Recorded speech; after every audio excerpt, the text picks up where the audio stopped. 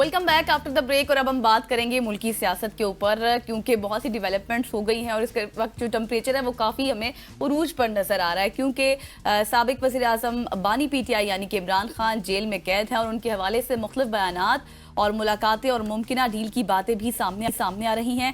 और बानी PTI का कहना है कि वो किसी सूरत डील के लिए तैयार नहीं है, जबकि दूसरी जानिब उनकी जमात के रहनुमा जो है सिविल नाफरमानी की तहरीक के हवाले से भी बातें कर रहे हैं और ऐलानात भी जारी हैं। इसके अलावा वज़ीर दिफा ख्वाजा आसिफ की बात करें तो उनकी जानिब से सख्त बयानात और तहरीक इंसाफ के रहनुमाओं को मिलिट्री कोर्ट से सुनाई जाने वाली सजाएं एक नई बहस को जन्म दे रही है, क्योंकि कल भी 60 जो है वो लोगों को अब सजा सुना दी गई है। इससे पहले 25 को सुना दी गई थी। तो ये मामलात हैं जिस रिलेटेड आज हम बात करने जा रहे हैं। इसके अलावा अगर बैनुल अक़वामी दबाव की बात कीजिए, उस हवाले से बात करनी है, खासतौर पर अमरीकी सफ़ीर रिचर्ड ग्रीनर के बयानात और इन पर ख्वाजा आसिफ के रद्द-ए-अमल के हवाले से बात करेंगे। हमारे साथ मौजूद हैं बानी PTI के वकील सीनियर रहनुमा पाकिस्तान तहरीक इंसाफ फैसल चौधरी साहब, थैंक यू जॉइनिंग अस। सबसे पहले अगर रिचर्ड ग्रीनर से थोड़ा सा पहले हम स्टार्ट करें तो कल और ज़्यादा हमने 9 मई में देखा है कि 60 लोगों को सजाएं मिल चुकी हैं। इन सजाओं को आप किस तरह देख रहे हैं? बहुत सारे लोग इन पर तनकीद कर रहे हैं कि इनको सिविल अदालतों में चलना चाहिए था। देखिए, पाकिस्तान तहरीक इंसाफ इमरान खान साहब ने अपने सिविलियंस कमेटी कोर्ट ट्रायल को यकसर मुस्तरद किया है और हम समझते हैं कि ये गैर आईनी है, गैर कानूनी है। सिविलियंस के जो बुनियादी शहरी हकूक हैं, आईनी हकूक हैं, ये उसकी संगीन खिलाफ वर्जी है। Military court trials camera trials होते हैं जिसमें शफाफियत का एलिमेंट जो है वो मिसिंग होता है, और शफाफियत जो है वो बहुत एक इम्पॉर्टेंट एस्पेक्ट है। इंसाफ ना सिर्फ होना चाहिए बल्कि होता हुआ नजर भी आना चाहिए। मिलिट्री कोर्ट जो है वो एक एग्जीक्यूटिव का हिस्सा है और इंतजामी अदालतें जो है कभी भी उन पे इम्पार्शियल नहीं समझा जाता। इसलिए आपने देखा है कि बैनुल अक़वामी सतह पे भी एक रद्द-ए-अमल है और कौमी सतह के ऊपर भी इसमें एक बेचैनी है। तो इस चीज को लेके ये जरूरी है कि सिविलियंस का मिलिट्री कोर्ट ट्रायल वो बिल्कुल उसको ममनू होना चाहिए, और इसमें सुप्रीम कोर्ट को एक किरदार है क्योंकि अभी तक वो किरदार अदा करने से कासिर रहे हैं। उन्होंने उस चीज का फैसला नहीं किया है कि जो एपलेट बेंच ने, पहले सुप्रीम कोर्ट ने ये फैसला दे दिया है कि सिविलियंस का कोर्ट मार्शल नहीं किया जा सकता।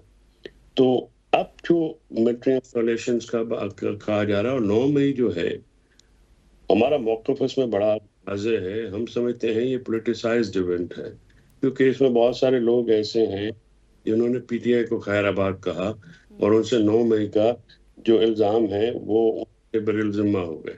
लेकिन बहुत सारे हमारे ऐसे रहनुमा कारकुनान, फीमेल कारकुनान या टॉप लीडरशिप ऐसी है जिनका 9 मई से ताल्लुक नहीं था, लेकिन वो PTI के साथ रहे, तो वो फिर PTI में होने की वजह से उनको टारगेट किया गया।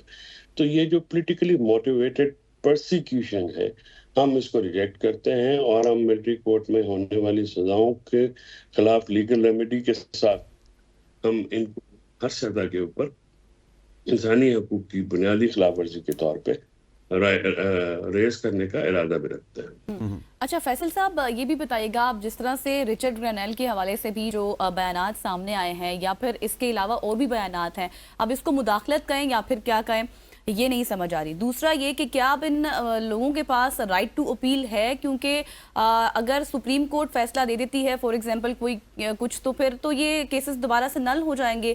ISPR के मुताबिक तो ये तमाम तर मामला कंक्लूड हो गया है, क्योंकि यही मुल्जिमान थे, पहले 25 अब 60, और इससे पहले वो जो सजाएं हुई थी वो भी। आपके सवाल के 3 हिस्से हैं। जी जी।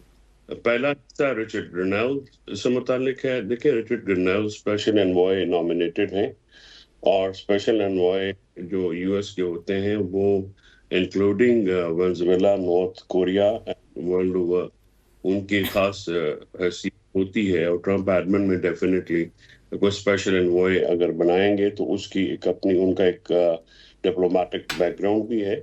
और अब देखिए कि ये जो ट्रम्प की इस वक्त टीम है वो ट्रम्प की तरह बहुत ज्यादा ब्लंट है और वो स्ट्रेट फॉरवर्ड है, और वो अपनी लगी जो नॉर्मली डिप्लोमेट्स हैं वो एक गुफ्तगू ऐसी करते हैं जिसके 400 मतलब होते हैं। लेकिन ये डिप्लोमेट्स ऐसे हैं जिनकी جن سے گفتگو کا مطلب مائی وے اور ہائی وے ہوتا ہے.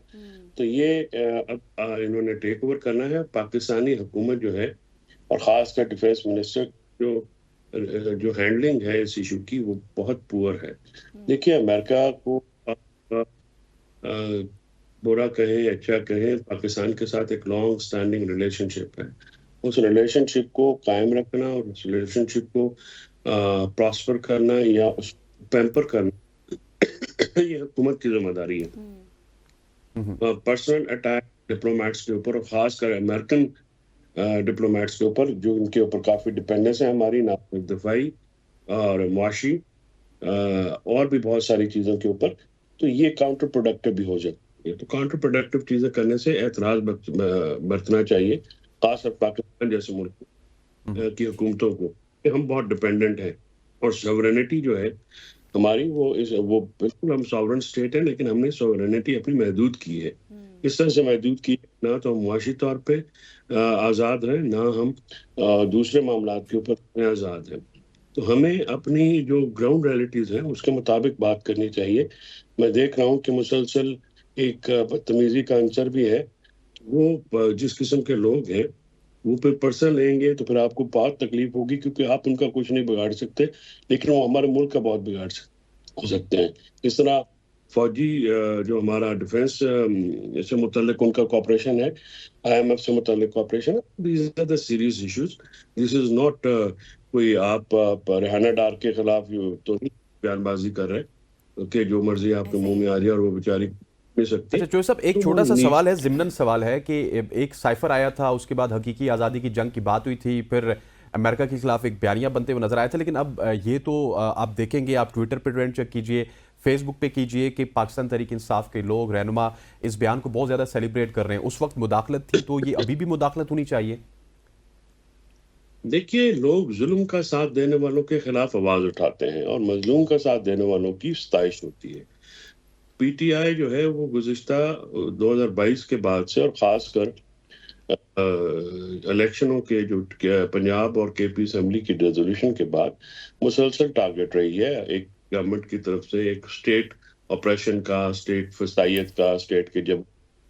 تو ہمارے لوگ جو ہیں وہ جو سائفر والا معاملہ تھا, سائفر کو اس وقت کی حکومت نے اور اس وقت کی ملٹری اسٹیبلشمنٹ نے اس کو انہوں نے ڈیمارچ دیا تھا, لیکن اس حکومت نے بھی اس کو جو ہے وہ اس طرح سے نہیں سیریس لے لیا جس طرح سے ابھی رچرڈ برنیل کی ٹویٹس کو لے رہے.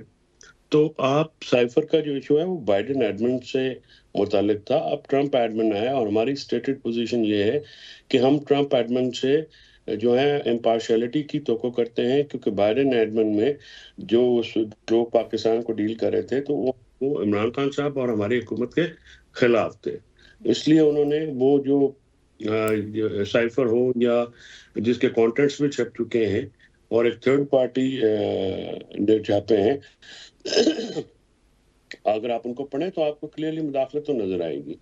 لیکن ابھی اس لیے آپ کو نظر آ رہا ہے کہ رچرڈ برنیل کی جو بات ہے وہ پاکستانی عوام کی خواہش ہے نا, اس کی امنگوں کی ترجمان ہے. تو یہی اگر آپ کے اپنے ادارے صاف نہیں دیں, آپ کے اپنے تفتیشی اور پولیس کے ادارے جو ہیں وہ بھی باعث انویسٹیگیشن کریں گے اور آپ میں لوگوں کو رکھیں گے تو آوازیں تو باہر سے آئیں گی. گلوبل ولیج ہے, گلوبل ولیج کو آپ اگنور تو نہیں کر سکتے. کوئی بھی ہیومن رائٹس وائلیشن ہوتی ہے آپ کو یورپین یونین سے اسٹرانگ آواز آئے گی, امریکنس کی اسٹرانگ آواز آئے گی. پاکستانی ڈائسپورا ہے وہ پاکستان کے متعلق فکر مند رہتا ہے تو پاکستان کو ڈیفینیٹلی کیونکہ جہاں پہ وہ لوگ رہتے ہیں وہاں پہ اپنی سوسائٹیز میں انفلوئنشل لوگ ہیں عمران خان صاحب کے ساتھ, اور پاکستان ڈائسپورا میں ایک بہت زیادہ آؤٹ رائٹ میجورٹی جو ہے عمران خان کے ساتھ ہے جیسے ہمارے لوکل ہے. تو اس لیے یہ بھی ایک آنسر ہے. اب ہم باقی باتیں ہیں, آپ کے سوال کے 3 حصے تھے تو ہم نے ایک پہ زیادہ بات کر لی, 2 مجھے بھول گئے ہیں.